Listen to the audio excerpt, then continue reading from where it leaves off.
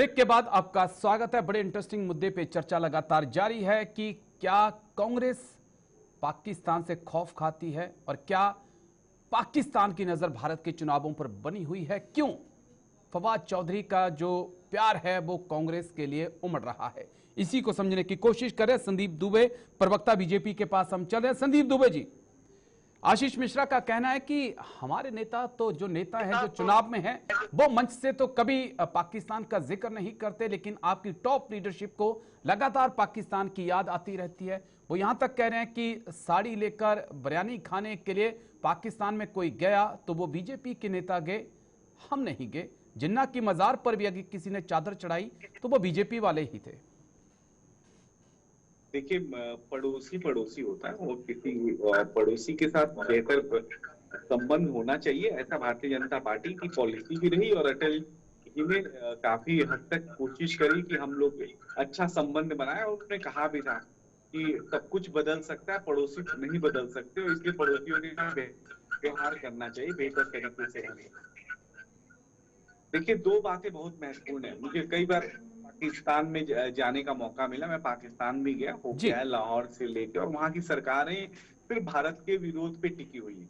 और उन लोगों के पास जो सबसे बड़ा विकल्प है वो ये है कि किस तरह, आप याद करिए आज से 10 साल पहले वो जमाना कि कब दिल्ली हाईकोर्ट में बम फूट जाते थे, कब सीपी में बम ब्लास्ट हो जाते थे।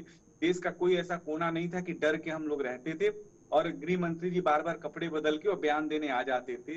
तो ऐसा इवेंट इस देश में बनाया जाता था, और हिंदुओं को खास तौर से डरवाने की कोशिश होती थी ताकि हिंदू डर के रहे, सहम के रहे, और वो किसी वर्ग विशेष या किसी मतलब पार्टी बम वो सिर्फ हिंदुओं को मारते थे, मुसलमानों, सिख और ईसाइयों को नहीं मारते थे, आप ये कहना चाह रहे हैं? नहीं संदीप दुबे जी, भारत में तो हिंदू मुसलमान सिख ईसाई सब बम ये देखते थे ना कि ये हिंदू है ये मुसलमान है, मैं इसको मारूंगा इसको नहीं मारूंगा, ये कहना चाह रहे हैं आप? इसलिए हिंदू डर के रहता था? नहीं, बम ब्लास्ट जब होते थे तो वो हिंदू मुस्लिम तो देख के होंगे नहीं जी, वो तो फिर कहिए ना कि भारतीय खौफ में रहते थे, तो फिर ये कहना गलत हो जाता ना कि हिंदू खौफ में, ये कहिए कि हम भारतीय खौफ में रहते थे, वो ज्यादा अच्छा लगेगा मुझे लगता है।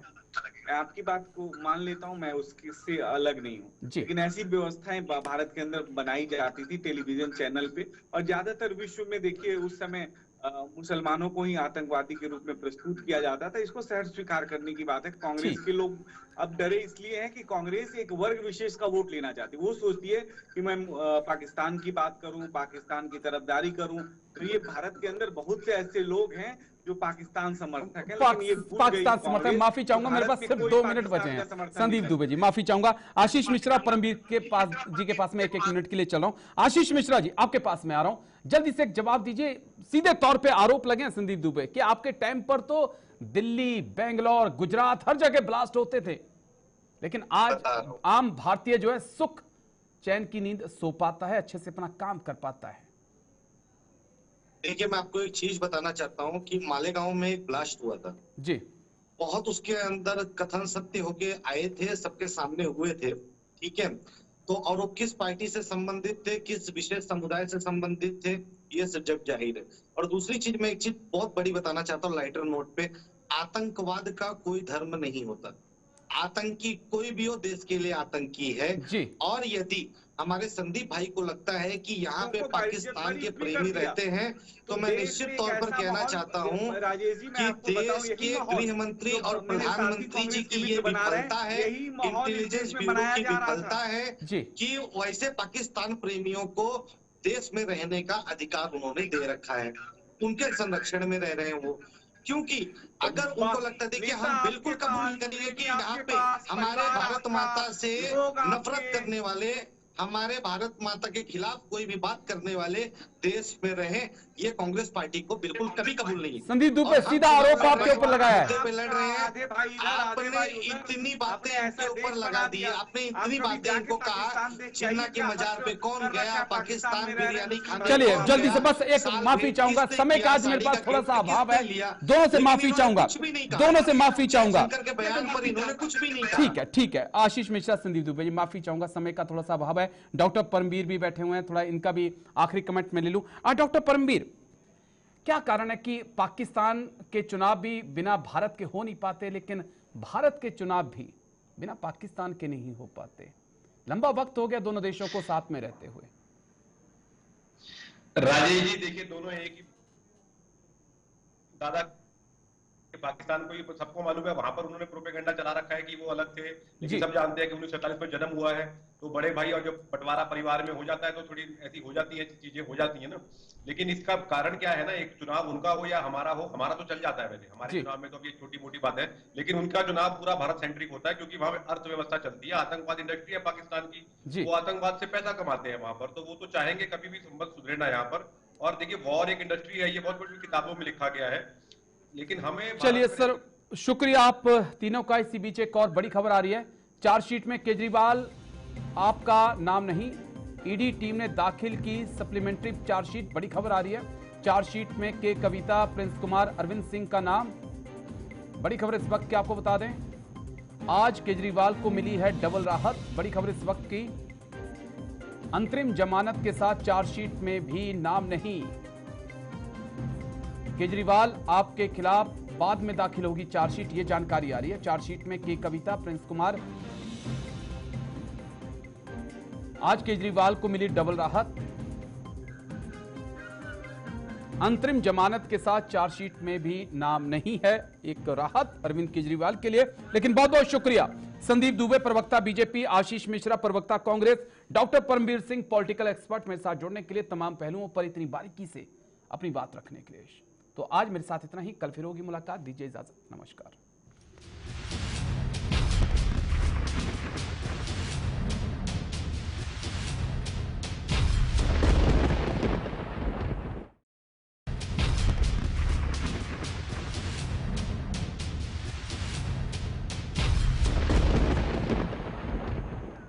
नमस्कार, आप देख रहे हैं जेके 24/7 न्यूज। मैं हूं आपके साथ राजेश कुमार। जैसे जैसे लोकसभा चुनाव आगे बढ़ रहा है, वैसे वैसे नेताओं के बीच जुबानी जंग भी तेज होती जा रही है। जमकर बयानबाजियां करने में जुटे हुए हैं नेता। इतना ही नहीं, अब चुनावों में आम जनता के मुद्दे छोड़कर नेता अलग ही बयानबाजियां देने में जुटे हुए हैं। यहां तक कि कांग्रेस नेताओं में पाकिस्तानी प्रेम तक दिखने लगा है। दिखाई दे रहा है कि किस प्रकार से पाकिस्तान के नेता जो हैं वो भारत के चुनावों में इंटरेस्ट ले रहे हैं, और खासकर राहुल गांधी को लेकर लगातार पाकिस्तान से बयानबाजी सामने आ रही है। लेकिन भारत में भी कुछ ऐसा ही हो रहा है। एक ताजा मामला सामने आया जहां पर मणिशंकर अय्यर के बयान को लेकर कांग्रेस और बीजेपी आमने सामने हो गई और सोशल मीडिया पर भी एक जंग छिड़ गई। भारत के चुनावों में पाकिस्तान का क्या काम है और क्यों पाकिस्तान का प्रेम कांग्रेस और राहुल गांधी के लिए लगातार जाग रहा है, इसको समझने की आज कोशिश करेंगे। लेकिन पहले एक छोटी सी रिपोर्ट दिखाते हैं। फिर पाक के समर्थन में उतरे अय्यर। पाकिस्तान से प्यार, मची सियासी तकरार। पाक का परमाणु बम, विपक्ष क्यों बेदम।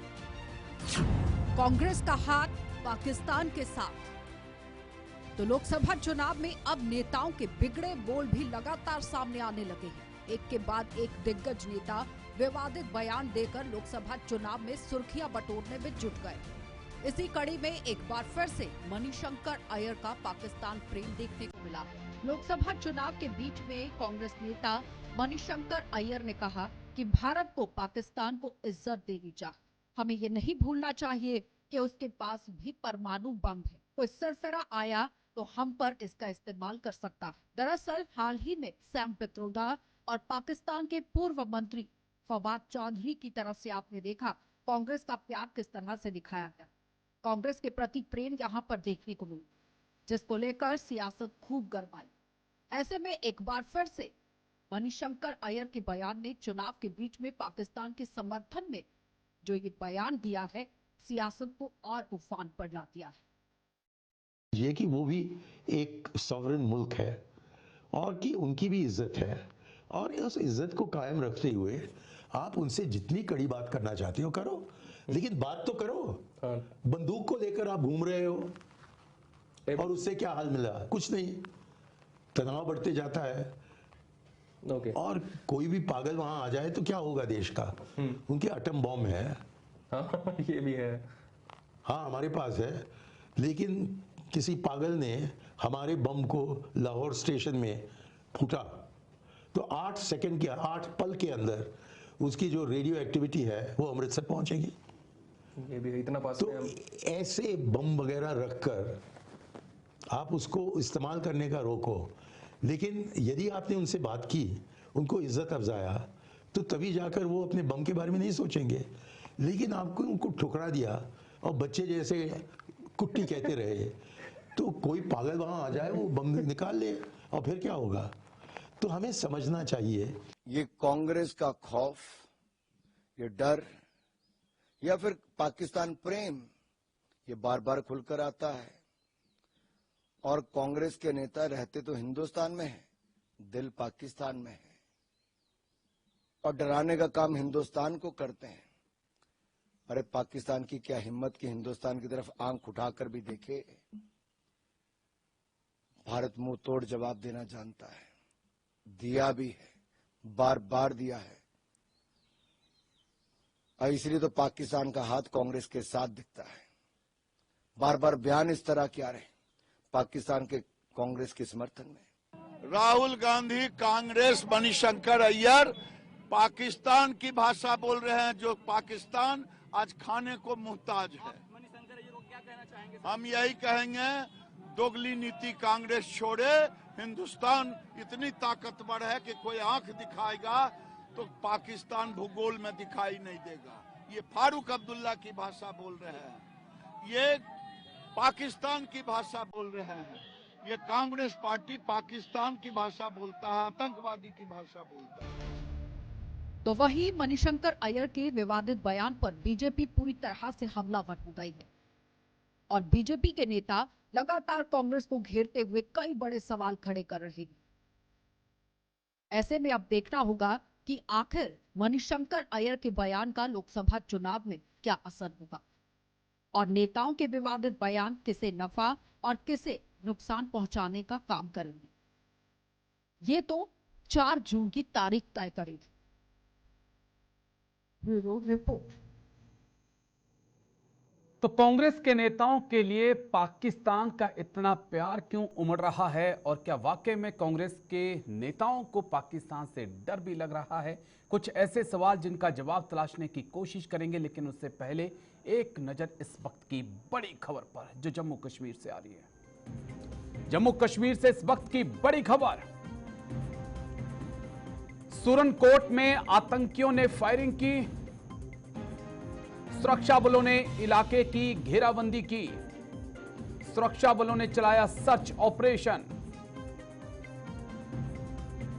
जम्मू कश्मीर से इस वक्त की बड़ी खबर, सुरनकोट में आतंकियों ने फायरिंग की, सुरक्षा बलों ने इलाके की घेराबंदी की, सुरक्षा बलों ने चलाया सर्च ऑपरेशन। सीधा सुरनकोट चलेंगे अपने सहयोगी के पास, उससे समझने की कोशिश करेंगे क्या कुछ अपडेट है। मेरे सहयोगी ताहिर अली हमारे साथ जुड़ चुके हैं, सीधा ताहिर अली का ही रुख करेंगे। ताहिर, क्या मुठभेड़ शुरू हो चुकी है? जो चीज मैं समझना चाहूंगा, क्या ये वही आतंकी हैं जिनकी तस्वीरें कुछ दिनों पहले सेना ने जारी की थी? क्या ये वही आतंकी हैं जिनके हमले में एयरफोर्स का एक जवान शहीद हो गया था? ताहिर अली, आज 7वां रोज है, 7 रोज से बराबर जो है इस एरिया में सर्च ऑपरेशन चल रहा है। हम ये नहीं बता सकते कि ये वही आतंकी हैं या कोई और है, लेकिन अलबत्ता ये बता सकते हैं कि 7 दिन से लगातार जो सिक्योरिटी फोर्सेस है, स्पेशल फोर्सेस है, उन्होंने इस एरिया को मुआसरे में लेके इस एरिया में सर्च ऑपरेशन चला रहे हैं। अलबत्ता ये बता सकते हैं कि अभी जो है ऑफिशियल कंफर्मेशन इसके ऊपर नहीं आई है, लेकिन जो जराये के हवाले से खबर आ रही है, ये खबर आ रही है कि वहां पे हैवी फायरिंग चल रही है। और वहीं जराये के हवाले से ये भी बताया जा रहा है कि आतंकियों का अंदर होने का भी अंदेशा जो है वो लगाया जा सकता है, लेकिन अभी तक इसके ऊपर ऑफिशियल कंफर्मेशन नहीं है। अगर हम आपको बता दें कि 7 दिन से लगातार जो सिक्योरिटी फोर्सेस है, उन्होंने इस सारे एरिया को कार्डन करके रखा हुआ था। यहाँ सर्च ऑपरेशन चल रहा था, यहाँ पे जो है ड्रोन के जरिए नजर रखी जा रही थी, हाईटेक कैमरा इंस्टॉल किए गए थे, स्पेशल फोर्सेस को डिप्लॉय किया गया था, लेकिन अभी तक जो है ऑफिशियल कंफर्मेशन नहीं है। अलबत्ता जराये के हवाले से ये खबर आ रही है कि फायरिंग हुई है। जी चलिए, बहुत बहुत शुक्रिया आपका, बहुत बहुत शुक्रिया ताहिर अली, हमारे साथ जुड़ने के लिए। तमाम अपडेट पे नजर बना के रखिएगा। चलिए, चर्चा की शुरुआत करेंगे। 3 खास मेहमान आज चर्चा में हमारे साथ हैं। संदीप दुबे हैं, प्रवक्ता बीजेपी, बहुत बहुत शुक्रिया संदीप जी। आशीष मिश्रा, प्रवक्ता कांग्रेस हैं, बहुत बहुत शुक्रिया आपका भी। डॉक्टर परमवीर सिंह हैं, पॉलिटिकल एक्सपर्ट है, आपका भी बहुत बहुत शुक्रिया ज्वाइन करने के लिए। आशीष मिश्रा, चर्चा की शुरुआत आपके साथ। 7 दिन पहले एक आतंकी हमला होता है पुंछ में, वायुसेना का एक जवान शहीद हो जाता है, और जो आतंकी हमला करते हैं, खबर आती है कि वो पाकिस्तान आर्मी का ट्रेंड कमांडो भी है और पाकिस्तान से प्रशिक्षण पाए हुए आतंकी हैं। कई लोगों की पाकिस्तान के आतंकियों के कारण जम्मू कश्मीर में, पूरे हिंदुस्तान में जान जा चुकी है, और आप कहते हैं कि उनके साथ हाथ मिला लिया जाए। आपके नेता मणिशंकर कह रहे हैं कि हाथ मिला लिया जाए, शांति की बात उनसे करें।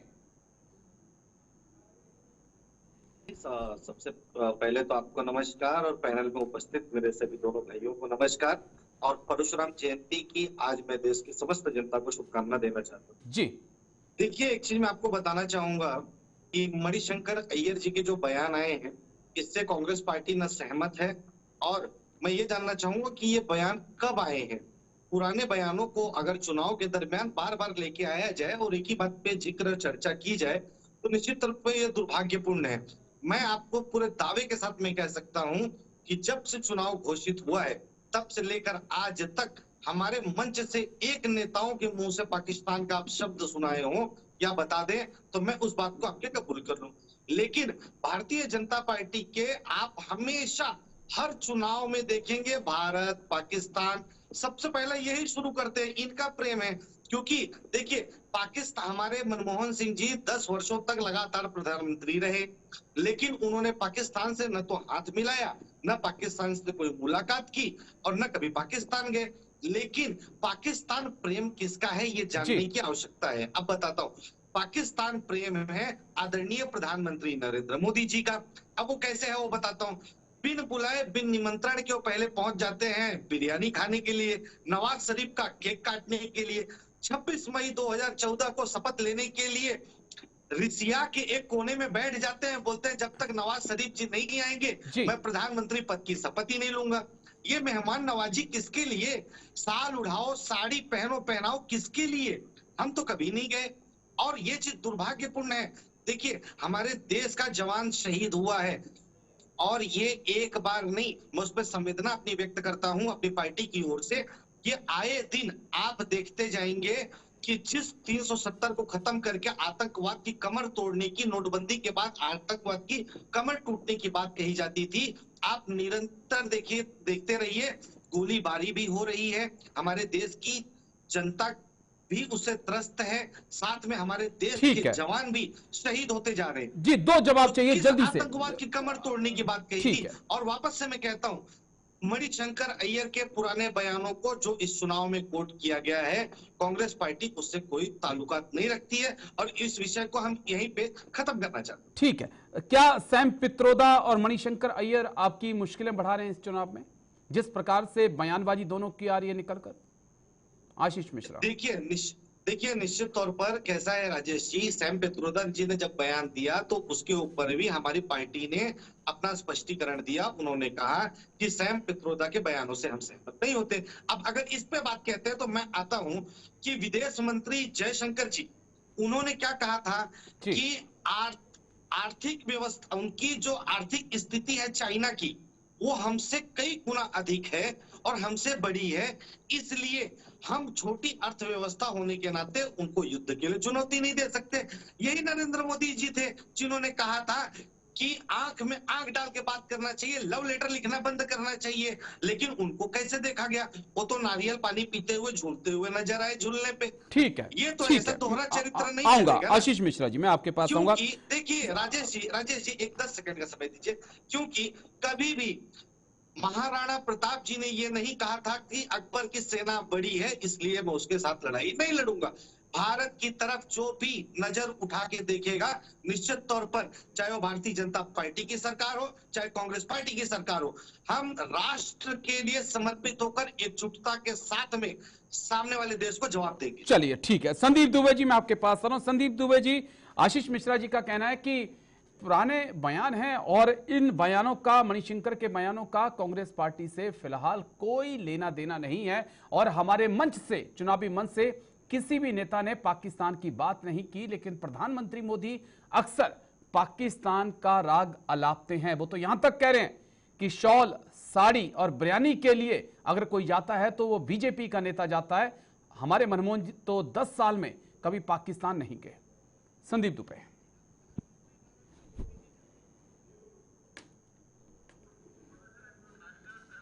अनम्यूट करिएगा, आपका ऑडियो शायद म्यूट है। बड़े ही दुर्भाग्य की बात है मेरा, हम सबके अच्छे बुरे कर्म से हमारा राष्ट्र प्रभावित होता है। हम सब लोग को मिलकर अपने देश और समाज के लिए बेहतर सोचने और बेहतर करने की आवश्यकता है। कांग्रेस के मेरे मित्र प्रवक्ता बोल रहे थे, अब उन्होंने तो मणिशंकर अय्यर जी को ही नकार दिया कि वो कांग्रेसी हैं या नहीं है। कांग्रेस को सोचना है कि कांग्रेस किसको अपना मानती है, किसको पराया मानती है। कांग्रेस के हित में कोई बात जाती है तो उसे अपना समझ लेती है, कांग्रेस के हित में जब बात जाती है तो अपने नेताओं को छोड़ देती है और पूरे हाल पे छोड़ देती है। और यही देश का भी हाल है। देश में कांग्रेस के जितने कार्यकर्ता हैं हाशिए पे इसीलिए चले गए कि कांग्रेस ने अपने कार्यकर्ता, उन कार्यकर्ताओं के विचारों का कभी सम्मान नहीं किया। देखिए, आज विषय है देश में राजनीतिक दल अपने अपने पक्ष को। जी संदीप दुबे जी, आवाज, हाँ, ऑडियो की थोड़ी सी आपकी समस्या आ रही है सर। इसके बाद जो चलिए मैं दोबारा आपके पास आने की कोशिश करता हूं। संदीप दुबे जी के पास फिर चलेंगे। डॉक्टर परमवीर, आप सुन पा रहे हैं मुझे? जी जी राजेश जी। डॉक्टर परमवीर, ये पाकिस्तान का मुद्दा कहां से आ गया और क्या पाकिस्तान में भारत के चुनावों को लेकर कुछ ज्यादा ही इंटरेस्ट है? फवाद चौधरी को हम लगातार सुन रहे हैं, भारत के चुनावों में बहुत ज्यादा इंटरेस्ट ले रहे हैं, राहुल गांधी के प्रति कुछ ज्यादा ही प्यार उमड़ रहा है। कैसे देखेंगे आप इसको? राजेश जी देखिए, फॉरेन पॉलिसी के हिसाब से, डिफेंस पॉलिसी के हिसाब से, दोनों अगर स्थिति में देखा जाए। आपका ऑडियो म्यूट हो गया सर। परमवीर, डॉक्टर परमवीर जी जी जी। पाकिस्तान के साथ हमने 4 युद्ध लड़े हैं जी, और जैसे हम उनकी तरफ निगाह रखते हैं वो भी हमारी तरफ निगाह रखते होंगे। तो स्वाभाविक बात है कि हमारे यहाँ चुनाव हो रहा है, कोई सरकार नहीं बनने वाली है, तो पाकिस्तान का बहुत इंटरेस्ट है कि वो चाहेगा कि सरकार ऐसी बने जो पाकिस्तान के साथ में अच्छे संबंध लेके चले और पाकिस्तान से लड़े झगड़े ना। पाकिस्तान की पहली पॉलिसी होगी ये। लेकिन बात क्या है, जब हम देश की बात करते हैं, हम भारत में बैठे हैं, भारत की ही बात करेंगे, हम पाकिस्तान में नहीं रहते हैं, तो ऐसे लोगों का जो कोई भी भारत की पॉलिसी के बात करे तो वो, मुझे लगता है कोई भी राजनीतिक पार्टी होगी ऐसे आदमी को एक्सेप्ट करेगी, ऐसे बयान को एक्सेप्ट करेगी। अभी कांग्रेस के प्रवक्ता ने शुरू में ही अपने ओपनिंग रिमार्क में भी उनकी बातों को नकार दिया। ये अच्छा स्वागत योग्य कदम है, क्योंकि देखिए देश हमारा भारत है, हमें भारत का ही बन के रहना पड़ेगा और यहीं से हमें बात करनी होगी। राहत इंदौरी साहब की 2 लाइनें हैं, हो लाख जुल्म मगर बद्दुआ नहीं देंगे, जमीन मां है जमीन को दगा नहीं देंगे जी। तो उस विचार से लेके चलना है। पाकिस्तान से देखिए वो भुखमरी की कगार पर देश है, वो कीचड़ भपकी तो हमें दे सकता है लेकिन हमारा कुछ कर नहीं सकता। मणिशंकर अय्यर जी का ये पर्सनल बयान हो सकता है, वो डरते होंगे पाकिस्तान से तो वो डरे, लेकिन अगर आप किसी से डर के रहेंगे कि किसी के पास, ये तो वैसी बात होगी ना कि सरफिरे के पास हथियार हो और हम लोग सोचे कि हम तो घरों में बैठे रहेंगे कि सरफिरा हथियार चलाना दे, तो ऐसा नहीं होता साहब। ठीक है, लेकिन आपने आपने इंदौरी जी की बात की, एक अटल जी का भी एक बयान था जिन्होंने कहा था कि हम दुश्मन दोस्त बदल सकते हैं लेकिन पड़ोसी नहीं बदल सकते। उसके बाद अटल जी लाहौर गए, प्रधानमंत्री मोदी भी पाकिस्तान गए, नवाज शरीफ को बुलाया गया। मेरा बड़ा अहम सवाल जो मैं आपसे पूछने जा रहा हूं, अभी आप चीन के साथ विवाद के बाद 21 बार की कोर कमांडर मीटिंग कर सकते हैं, विदेश मंत्रालय स्तर पर भी आपकी बातचीत चलती है, तो आप पाकिस्तान से बातचीत क्यों नहीं कर सकते? जवाब दीजिए इसका। राजेश जी देखिए, चीन और पाकिस्तान का कोई कंपैरिजन ही नहीं है। चीन एमर्जिंग नेशन है, चीन 5 मेंबर कमेटी का मतलब यूएसओ चीन का आपसे मेंबर है। पावरफुल है तो आप बात कर रहे हैं, पाकिस्तान कमजोर है तो बात नहीं कर रहे हैं, ये कहना चाह रहे हैं आप? नहीं जी। डिप्लोमेसी साहब देखिए, दुनिया भर की डिप्लोमेसी यही बात देती है, आऊंगा। यही तरीका होता है डिप्लोमेसी करने का। संदीप दुबे जी, मैं आपके पास डिप्लोमेटिक आऊंगा। चैनल्स को, जी जी, डिप्लोमेसी को अगर हम सोचें कि कोई भी सरकार आएगी वो हमारे टीवी चैनल डिबेट पे डिस्कस करेगी, तो ऐसा नहीं है। लेकिन डिप्लोमेसी का पहला असूल है कि जो तकड़ा होता है ना साहब, जी। उसके साथ हमारा लहजा और होगा और कमजोर के साथ हमारा चलिए लहजा और आपने होगा। बहुत बड़ी बात कही है, बहुत बड़ी बात कही है। मुझे एक ब्रेक के लिए रुकना होगा संदीप दुबे, माफी चाहूंगा, लेकिन ब्रेक के बाद मैं सीधा आपके पास आऊंगा। कई सवाल है जिनका जवाब तलाशने की कोशिश करेंगे। छोटा सा ब्रेक, जल्द हाजिर होते हैं।